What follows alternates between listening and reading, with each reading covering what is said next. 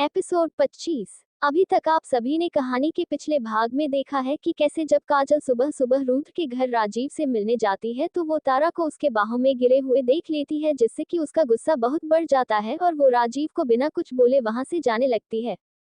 तभी राजीव की नजर उस पर जाती है और वो तारा को संभाल बगल में खड़ा कर उसकी तरफ दौड़ते हुए चला जाता है, जिससे कि तारा के ईगो को बहुत ठेस पहुंचता है और वो खुद को बोलती है, आखिर ये कौन लड़की थी जिसके वजह से राजीव उसे छोड़कर चला गया। इधर जब राजीव काजल से बात करने की कोशिश कर रहा था तो काजल उससे अपना हाथ छुड़ा अपने घर चली गई।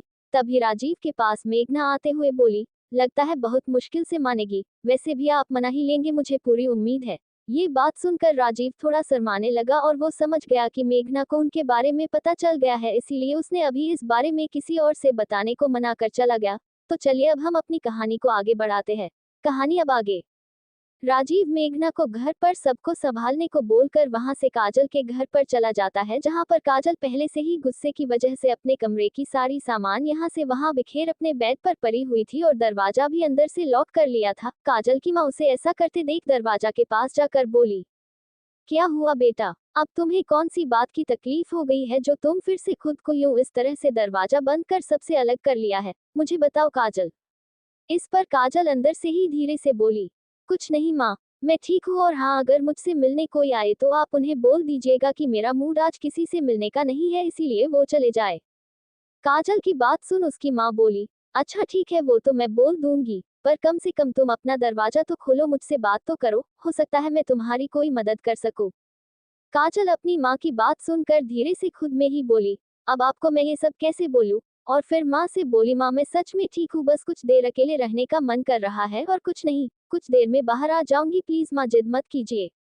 काजल के प्लीज कहने पर काजल की माँ उसे ज्यादा फोर्स करना सही नहीं समझी और बोली, अगर जब भी तुम्हारा मन हो मुझे कुछ बताने का तो बेटा तुम एकदम बेहिचक बता सकती हो, इस वक्त तुम आराम कर लो। ये बोलकर वहां से जा ही रही होती है कि तभी पीछे में राजीव खड़ा सारी बात सुन रहा होता है। उसे देखकर काजल की माँ बोली, बेटा तुम यहाँ पर काजल से मिलने आए हो, तुमने तो सुन ही लिया, वो अभी अकेला रहना चाहती है कुछ देर, तो तुम उससे बाद में मिल लेना।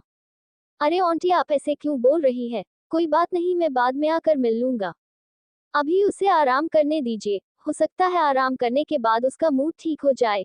ये बोलकर राजीव काजल के घर से बाहर निकल खुद में ही बोला, मुझे उससे मिलना तो है, पर अब लगता है मुझे उससे मिलने के लिए कोई और जुगाड़ लगाना पड़ेगा, वरना वो मुझसे मिलने के लिए दरवाजा तो खोलने से रही, एक नंबर की जिद्दी है। पर जो भी है वो मेरा प्यार है और मैं आज उससे अपने लिए वो बातें बुलवा कर ही रहूंगा, लेकिन अब मैं उसके कमरे में जाऊं तो जाऊं कैसे, ये सोचकर राजीव इधर उधर अपनी आंखें घुमा देखने लगा। इधर जब रुद्र की नींद टूटी तो लगभग 10 बज रहे थे। ये देखकर रुद्र जल्दी से उठ अपने बेड पर बैठ खुद में ही बोला, मैं तो काफी देर तक सोता रह गया, लगता है मेघना ने मुझे जानबूझकर नहीं जगाया ताकि मेरी नींद पूरी हो सके। अब जब जग ही गया हूँ तो जल्दी से खुद ही फ्रेश हो जाता हूँ, वरना मेघना को खामखा परेशानी होगी। ये बोलकर वो उठकर जाने ही वाला था कि तभी तारा उसके कमरे के बाहर आकर खड़ी हो बोली, अगर आपकी मर्जी हो तो मैं अंदर आ सकती हूँ भाई। ये बात तारा थोड़ा गुस्से से ही बोली। रुद्र तारा की ये बात सुन पहले तो थोड़ा अचरज में पड़ गया, आखिर तारा उसके कमरे में आने के लिए उससे परमिशन क्यों मांग रही है, वो तो कभी भी ऐसा नहीं करती थी। तो फिर लेकिन फिर ये सब बात को साइड में रख चेहरे पर मुस्कान के साथ बोला, अरे पगली, तुझे अपने भाई के कमरे में आने के लिए कोई परमिशन की तो जरूरत नहीं है, आजा। इधर काजल अपने बेड पर अपने तकिए में खुद का मुंह छुपाए रो रही थी कि तभी पीछे से उसे किसी ने आवाज दिया, जिसे सुनकर वो झट से उठ बैठ गई और हैरानी से बोली, तुम यहाँ पर, लेकिन तुम यहाँ पर आई कैसे। राजीव झट से काजल के पास जाकर उसके होठों पर अपना उंगली रखते हुए बोला, अरे तुम इतने जोर से क्यों चिल्ला रही हो, तुम तो ऐसे बिहेव कर रही हो जैसे कि कोई अजनबी आ गया हो तुम्हारे कमरे में, अगर आंटी ने तुम्हारी आवाज सुन ली ना तो फिर मुसीबत हो जाएगी। काजल राजीव के उंगली को खुद के होठों पर से हटाते हुए बोली, हाँ तो आ जाने दो ना, तुम यूं मेरे कमरे में चोरों की तरह घुसे हो तो मैं चिल्लाऊंगी ही ना, लेकिन तुम यहाँ पर आए कैसे, वो हैरानी से पूछी। वो तुम्हारे घर के पाइप के सहारे मैं तुम्हारे कमरे तक चढ़ गया। काजल राजीव की बात सुनते ही झट से बेड पर से खड़ी हो गई और परेशान होते हुए बोली, क्या तुम्हारा दिमाग तो ठीक है ना, या उसे कहीं बेच आए हो, अगर तुम ऊपर से कहीं गिर जाते तो, अगर तुम्हें कुछ हो जाता तो, कभी तो अपना दिमाग यूज कर लिया करो। हाँ तो मैं और क्या करता, मुझे तुमसे बात करनी है और तुम्हारी नाराजगी को दूर करनी है, क्योंकि मैं तुम्हें खुद से नाराज नहीं देख सकता हूँ। और तुम हो कि अपना कमरा ही बंद करके बैठी हो, तो मेरे पास और कोई रास्ता ही नहीं बचा था, इसीलिए मुझे ऐसे आना पड़ा। राजीव, तुम सच में पूरा पागल ही हो। काजल के इस वाक्य पर राजीव उसके कमर में अपना हाथ डालते हुए उसे अपने करीब खींचते हुए बोला, अब इसमें कोई झूठ भी तो नहीं है। मैं सच में तुम्हारे प्यार में पागल बन चुका हूँ और मैं तुम्हारे पास रहने के लिए कुछ भी कर सकता हूँ, मतलब कुछ भी। जब तक मुझे प्यार नहीं हुआ था तो ये सब बस एक कहानियां लगती थी, पर जब से तुम मेरे दिल में बसी हो तब से लगता है जिसे प्यार हो जाता है वो ही इस एहसास को समझ पाता है। लेकिन आज मैं सिर्फ यहाँ पर तुम्हें मनाने के लिए नहीं बल्कि अपने उन सवालों का जवाब खुद तुम्हारे मुंह से सुनना चाहता हूँ। अगर इस बार भी तुमने मुझे अपने से दूर किया तो सोच लो, घर में अब तारा भी है, कहीं उस पर मेरा दिल आ गया ना तो फिर। राजीव अभी इतना ही बोला था कि काजल उसके होठों पर अपना हाथ रखते हुए धीरे से बोली, आई लव यू, और फिर उसे शर्माने लगी, इसीलिए अपना चेहरा नीचे कर लिया।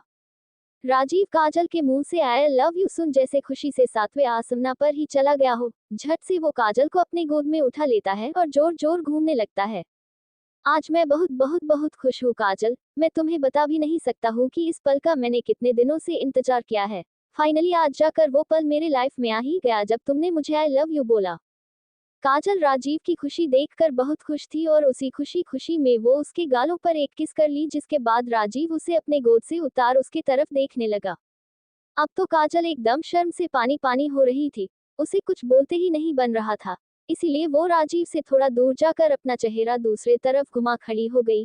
पर राजीव आज काजल को किस करना चाहता था, वो भी अपने पूरे होश में ना कि बेहोश में, इसीलिए वो धीरे से काजल के पास गया और उसके चेहरे को अपने तरफ घुमाते हुए उसके चेहरे को अपने हाथों से थोड़ा ऊपर उठाते हुए उसके होठों की तरफ आहिस्ता आहिस्ता बढ़ने लगा। उसके ऐसे करने से काजल पूरी तरह नर्वस हो गई थी, उसे बहुत अजीब सा लग रहा था।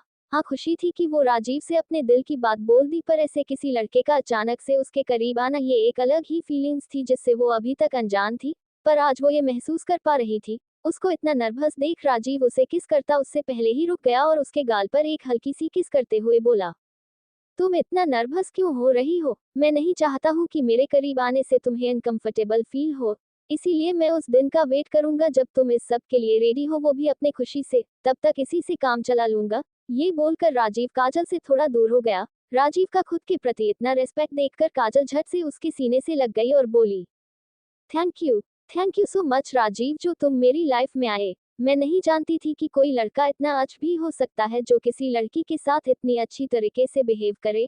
आज के जमाने में तो सब बस लड़की को एक ही नजरिए से देखते हैं और बस मतलब तक ही रिश्ता रखते हैं, लेकिन तुमने आज मुझे ये बोला कि जब तक मैं खुशी से ये सब ना चाहूँ तब तक तुम मेरा वेट करोगे। मैं बता नहीं सकती हूँ कि मैं कितना अच्छा फील कर रही हूँ। राजीव काजल की बातें सुन उसे खुद के करीब लाते हुए बोला, मैं उन लड़कों में से नहीं हूँ काजल जो बस लड़की से एक ही मतलब के लिए रिश्ता रखे, और फिर मैंने तुमसे दिल से प्यार किया है, न कि जिस्म से, और मैं तुमसे जब तक लाइफ है तब तक प्यार करता रहूंगा। ये बात तुम हमेशा याद रखना, इसीलिए कभी भी मेरे तरफ से किसी बात का प्रेशर मत लेना, समझी? अब चलो हटो, मुझे अब घर भी जाना है वरना रुक्मणी आंटी मुझे ढूंढने लगेगी। काजल राजीव को नहीं छोड़ते हुए कहती है, प्लीज राजीव कुछ देर रुको ना, आज कितने दिनों बाद मैं इतना खुश हूँ और मेरा मन कर रहा है कि मैं तुम्हारे साथ कुछ वक्त बिताऊं। इस पर राजीव कहता है, अच्छा ठीक है, मैं आज रात में तुम्हारा घर के बाहर वेट करूंगा, तुम टाइम पर आ जाना, तब हम साथ में आइसक्रीम खाने चलेंगे। ओके। इस पर काजल भी खुशी खुशी हामी भर दी और राजीव को चुपके से दरवाजा से ही भेज दी। इधर रूथ तारा से बोला, अरे तारा, ये तुम्हें आज हो क्या गया है? तुम्हें मेरे कमरे में आने के लिए किसी की इजाजत लेने की कोई जरूरत नहीं है, आओ अंदर। रुद्र के कहने पर तारा अपना मुंह लटकाए हुए अंदर आ गई और रुद्र की तरफ देखते हुए बोली, अब आपकी तबीयत कैसी है भाई? आई होप कि अब आप बेहतर फील कर रहे हो। हाँ, अब तबीयत तो पहले की अपेक्षा काफी अच्छी हो गई है, पर मुझे के बात समझ में नहीं आ रही है। आज मेरी बहन इतना लो क्यों साउंड कर रही है? वो इतना शांत रहने वालों में से तो नहीं है, तो फिर आज ऐसा क्या हो गया जो मेरी बहन उतना गुमसुमन दिख रही है? अब चलो बताओ क्या बात है तारा? तारा जानबूझकर रूथ के सामने अपने आप को ऐसा दिखा रही थी जैसे कि वो बहुत उदास हो। हुआ भी यही। रूथ के पूछने पर तारा बोली, छोड़िए ना भाई, जाने दीजिए, मैं बिल्कुल ठीक हूँ। इस पर रूथ बोला कि नहीं, पहले मुझे तुम ये बताओ कि हुआ क्या है, और तुम आज इतना शांत क्यों हो? तभी मैं फ्रेश होने जाऊंगा। इस पर तारा ने जानबूझकर बोला, वो भाई, मैं चाहती तो नहीं थी कि ये बात मैं आपको बताऊं, पर जब आप इतना फोर्स कर ही रहे हैं तो दरअसल आज भाभी ने मुझे ऐसा फील कराया जैसे कि मैं इस घर की अपनी नहीं पराई हूँ। इससे मुझे बहुत तकलीफ हुई। हो सकता है भाभी का इरादा मुझे ठेस पहुंचाने का ना हो, पर उसकी बातों ने मेरे दिमाग को एक अलग ही सोच में लाकर छोड़ दिया। रूथ तारा के मुंह से मेघना के लिए ऐसी बात सुनकर थोड़ा हैरान हो गया और बोला, मेघना ने ऐसा क्या बोल दिया तारा जिसकी वजह से तुम इतनी अपसेट हो गई? वैसे वो किसी को जानबूझकर तो चोट नहीं पहुंचाती है। हाँ भाई, मैं जानती हूँ वो जानबूझकर मुझे वैसा कुछ नहीं बोलेंगी, पर उनके बातों से मुझे ऐसा लगा, आज जब मैं आपके कमरे में सुबह आपको जगाने आई थी ना, क्योंकि कल आपसे मेरी अच्छे से कोई बात नहीं हो पाई थी, इसीलिए मैंने सोचा कि चलो सुबह जाकर आपसे कुछ गप्पे कर लूं। तो उस वक्त भाभी वहां पर नहीं थी, इसीलिए मैं सीधे कमरे में आ गई और आपको उठाने ही वाली थी कि तभी भाभी ने मेरी कलाई जोर से पकड़ ली, जैसे कि मैं कुछ गलत करने वाली हूँ, और उन्होंने मुझे पकड़ लिया। वो भी काफी कसकर और बहुत ही तीखी आवाज में बोली कि मैं अभी आपको नहीं उठा सकती हूँ। अगर मुझे आपसे बात करनी है तो मैं वेट करूँ, जब आप जागेंगे तो मैं आपसे मिलूं। और ये भी बोली कि मैं बिना लॉक किए आपके कमरे में नहीं आ सकती हूँ, इसीलिए मैंने आपसे अभी पूछ लिया ताकि कोई प्रॉब्लम ना हो बाद में। अच्छा आप ये सब छोड़िए, आप जाइए जल्दी से फ्रेश हो जाइए, तब तक मैं आपके लिए गर्मा गर्मा चाय बनाकर लाती हूँ, तब दोनों भाई बहन साथ में मिलकर चाय पीते हुए गप्पे करेंगे। तारा रूथ के दिमाग में मेघना के प्रति उल्टी सीधी बात भर वहां से निकल गई और मन ही मन खुश होते हुए बोली, बड़ी आई थी मुझे भाई से अलग करने वाली, अब लो खुद भाई से दूर हो जाओगी। मैंने भाई के मन में वैसे भी तुम्हारे लिए उल्टी सीधी बात तो भर ही दी है, अब बस उसे धीरे धीरे बढ़ाते रहना है ताकि तुम अपने और भाई के रिश्ते को सुझाने में उलझी रहो और मुझ पर से अपना ध्यान हटा लो। ये सोचकर तारा मुस्कुरा पड़ी और खुशी खुशी वहां से नीचे चली गई। इधर रूथ तारा की बात सुनकर पूरी तरह शॉक था और खुद में ही बोला, मेघना ऐसा तो कभी भी किसी के साथ बिहेव नहीं करती है, तो फिर आज वो तारा के साथ इतनी बेरुखी के साथ क्यों पेश आए? अगर वो मुझे जगह ही देती तो क्या हो जाता? मैं मानता हूँ कि वो चाहती थी कि मेरी नींद पूरी हो, पर तारा मेरी बहन है और कुछ दिनों के लिए हमारे घर पर आई है और इतने में उसे ऐसे पेश नहीं आने चाहिए थी उसके साथ। मैं मेघना से बात करूंगा इस बारे में ताकि वो आगे से थोड़ी साझदारी के साथ बोले, सामने वाले को बुरा ना लगे उसकी बातों का। ये खुद में ही बोल रूथ बाथरूम के तरफ चला गया। जब वो बाथरूम में था तब मेघना उसके लिए ट्रे में चाय और बिस्किट लेकर कमरे में आई, तो उसने देखा कि रूथ बाथरूम में है, इसीलिए वो ट्रे को टेबल पर रख बेडशीट को सीधा करने लगी।